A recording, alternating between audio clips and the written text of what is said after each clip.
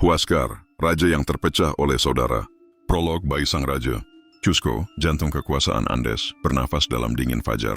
Di sebuah istana beratap jerami emas, terdengar tangis pertama seorang bayi laki-laki. Para imam dan pendeta segera berlari, meniupkan dupa, membacakan doa kepada inti sang dewa matahari agar bayi ini kelak diberkati menjadi penerus yang agung. Bayi itu lahir dari rahwa Oklo, Permaisuri Huayna Capac, Sapa Inka yang membawa kejayaan paling luas bagi kekaisaran. Sang ayah menggendongnya, menatap wajah mungilnya yang bulat dengan mata hitam berkilau. "Engkau akan membawa beban seluruh gunung, anakku," bisiknya. "Suatu saat Maskai Paca Merah akan terletak di kepalamu, dan semua negeri dari lautan timur hingga barat akan bersujud kepadamu." Nama bayi itu adalah Inti Cusi Hualpa, namun kelak, dunia mengenalnya sebagai Huascar, Babai, masa kanak dan didikan kaisar. Sejak kecil Huascar dibesarkan dalam kemewahan istana. Cusco, dindingnya berlapis batu. Raksasa tanpa celah, halaman penuh taman dengan bunga langka dari seluruh penjuru Andes. Ia belajar berjalan di bawah naungan bayangan kuil, Coricancha. Tempat emas dan perak bersinar memantulkan cahaya matahari. Pendidikannya keras. Para amauta, guru bijak, mengajarkannya membaca kuipu, tali simpul yang menyimpan angka dan pesan. Ia belajar sejarah leluhur, Manco Capac yang turun dari surga, Pacacuti yang memperluas Cusco, dan ayahnya Huayna Capac, sang penakluk Quito. Setiap pagi ia berlatih memanah, berburu llama, memanjat gunung, dan berenang di sungai dingin Andes. Tubuhnya ditempa keras, sebab seorang calon Inka bukan hanya harus berotak tajam, tapi juga bertulang baja. Namun Huascar tumbuh dengan sifat keras hati. Ia cepat marah, sulit memaafkan, dan cenderung curiga. "Aku bukan hanya ingin memerintah, aku ingin ditaati sepenuhnya," ucapnya pada ibunya di usia belasan tahun.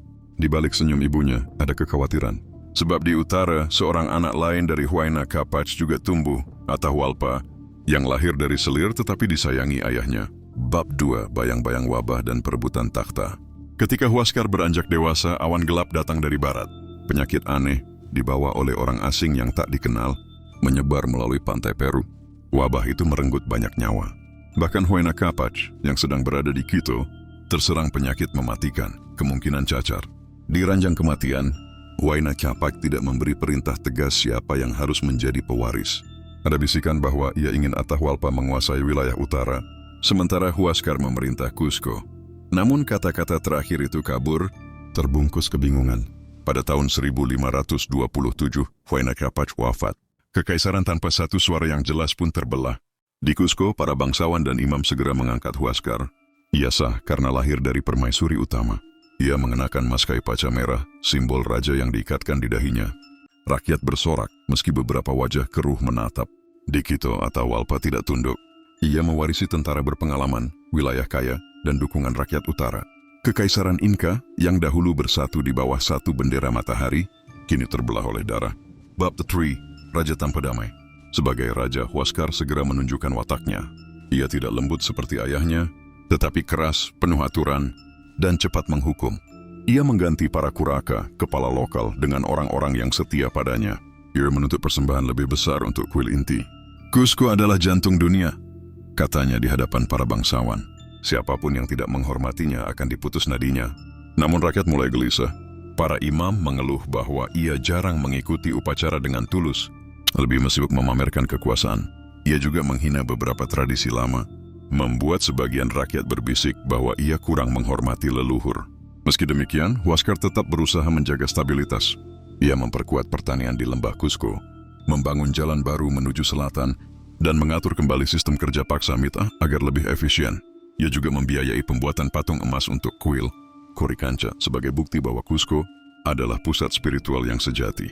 Namun semuanya runtuh ketika berita dari Quito semakin keras. Atahualpa menolak tunduk. Bab Syiur, api saudara. Tahun 1531 menjadi tahun api. Huascar mengirim utusan, membawa Maskai Paca Merah pada Atahualpa, memerintahkannya mengakui Cusco. "Engkau hanyalah anak selir," pesan Huascar. "Sujudlah pada Raja Sah, atau aku akan datang membawa matahari yang membakarmu." Atahualpa menolak. Balasannya dingin, "Aku anak selir, benar. Tapi aku juga anak yang dipilih oleh para prajurit Andes. Aku tidak akan tunduk." Perang saudara pun pecah. Pasukan Huascar, puluhan ribu jumlahnya, dipimpin jenderal-jenderal seperti Juancha Auqui dan Tito Atauchi. Mereka bergerak ke utara merebut beberapa benteng di Cajamarca. Namun Atahualpa memiliki keunggulan. Jenderalnya Chalkuchimac dan Quisquis adalah ahli strategi. Mereka memancing pasukan Huascar dengan tipu daya, pura-pura mundur lalu menyerang balik. Di Cotabambas, pasukan Huascar dihancurkan. Ribuan prajuritnya tewas, sisanya tercerai-berai. Di Cusco, rakyat ketakutan, dan bahkan beberapa bangsawan mulai berbalik arah. Bakfi kejatuhan. Akhirnya Atahualpa menang. Huascar ditangkap saat mencoba bertahan di dekat Cusco. Ia diikat, rambutnya dipotong, penghinaan besar bagi seorang Sapa Inca, dan tubuhnya dipasung. "Engkau tidak lagi penguasa," kata Atahualpa menatap dingin pada saudaranya. "Engkau hanyalah bayangan matahari yang padam." Huascar dibawa ke utara. Ia dijaga ketat, tubuhnya kurus, tapi matanya masih menyala penuh dendam. Namun dunia berbalik arah. Dari pesisir, bangsa asing datang. Orang-orang berkulit pucat dengan senjata besi dan binatang besar berkaki empat. Pemimpin mereka bernama Francisco Pizarro. Pada tahun 1532, Atahualpa bertemu mereka di Cajamarca. Ia dijebak dan ditangkap. Dunia Inca terguncang. Dalam kekacauan itu, Huascar berusaha bangkit. Ia menyelundupkan pesan ke Pizarro. "Akulah Raja Sah Inca. Bebaskan aku, maka seluruh Cusco akan tunduk padamu." Tapi pesan itu bocor. Atahualpa mendengarnya meski ia sendiri tengah menjadi tawanan. Dengan suara penuh amarah, ia memberi perintah terakhir. "Bunuh Huascar. Aku tidak ingin saudaraku menjadi alat bagi bangsa asing." Maka di suatu malam, para prajurit membawa Huascar ke tepi sungai dekat Cajamarca. Tangan dan kakinya terikat. Ia berteriak, Cusco akan tetap hidup. "Inti menyaksikan, dan aku tidak kalah. Aku dikhianati." Tubuhnya dilempar ke dalam arus. Air dingin menelannya, dan dengan itu, berakhirlah hidup seorang raja yang sah namun terpecah oleh darah saudaranya. Epilog, warisan yang terlupakan. Huascar bukan raja yang dicintai. Ia keras, penuh prasangka, dan sering salah langkah. Namun ia tetaplah pewaris sah, terakhir yang mengenakan emas Kaypacha dengan restu nenek moyang. Ia berusaha mempertahankan Cusco sebagai pusat dunia, membangun jalan, menjaga tradisi, dan melawan saudaranya demi satu tujuan, menjaga kekaisaran tetap bersatu. Namun sejarah tak berpihak padanya. Perang saudara melemahkan Inca, dan saat bangsa asing datang, mereka menemukan kerajaan yang sudah terbelah. Di hati orang Quechua ada yang masih berbisik, Huascar adalah raja yang terakhir memimpin dengan darah suci. Itu gugur bukan hanya karena kalah, tetapi karena kekaisaran sudah retak oleh persaudaraan yang terpisah. Tamat. Ada apa yang Huascar lakukan semasa hidupnya? 1. Pendidikan seorang pangeran Inca. Sejak kecil ia mendapat pendidikan ala bangsawan Cusco. Belajar quipu, tali simpul untuk catatan angka dan sejarah. Diajarkan oleh para amauta, guru bijak, tentang sejarah leluhur Inca, agama, dan hukum adat. Dilatih berburu, berperang, dan mengikuti upacara keagamaan. Persiapannya diarahkan untuk menjadi penerus karena ia anak dari permaisuri utama, Rahwa Oklo, bukan sekadar selir. 2. Naik takhta sebagai raja ke-12 Inca. Setelah ayahnya Huayna Capac wafat akibat wabah sekitar tahun 1527, ia diangkat oleh bangsawan Cusco sebagai Sapa Inca. Ia mengenakan emas Kaypacha merah, mahkota seremonial dari benang wol suci, sebagai simbol sah pewaris. 3. Menguatkan kekuasaan pusat. Huascar mencoba mengembalikan Cusco sebagai pusat utama kekaisaran.